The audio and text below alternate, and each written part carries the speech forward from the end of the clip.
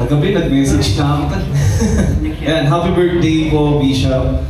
Siguro, alalahanin ko na lang yung mga time na nag-aaral pa ako. Until now naman. Pero nung time kasi na sa batch namin, meron kaming exam. Lagi kami nag-e-exam, di ko nga po alam kung ba't ngayon wala na. Pero napakabuti ng Lord dahil sa bawat exam namin noon, may tawag ko yung pinakamababa.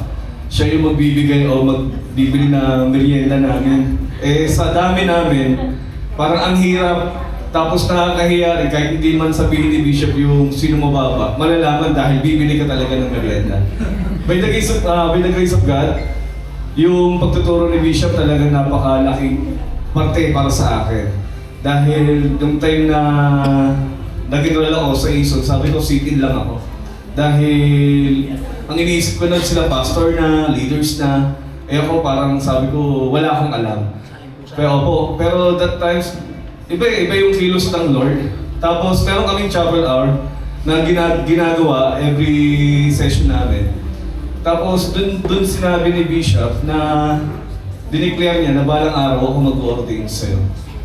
Eh, hindi ko rin naman inassume yun kasi sabi ko, nag-aaral lang ako. Pero nangyari po, si Bishop na po yung nag-ordain sa akin.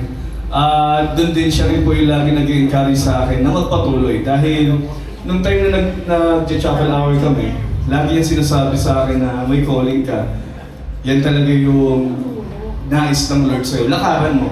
Doon pala nagpapasalamat ako sa Panginoon sa buhay ni Bishop. Dahil kung hindi siya yung ginamit ng Lord para mag-aral sa salita ng ating Panginoong Diyos, eh siguro isa rin ako sa mga kulang pa. Although marami pa tayong dapat malaman sa salita ng ating Panginoong Diyos, pero dahil sa mga turo sa atin ni Bishop, naintindihan natin kung paano mag-interpret, kung paano tawagin salain yung mensahe ng ating Panginoong Diyos. Kaya nagpupuri, nagpapasalamat po ako sa buhay po ninyo dahil lubos na pinagpala ng Diyos ang inyong karunungan. Dahil hindi po lahat meron kanyang angking karunungan na kayang magturo sa amin.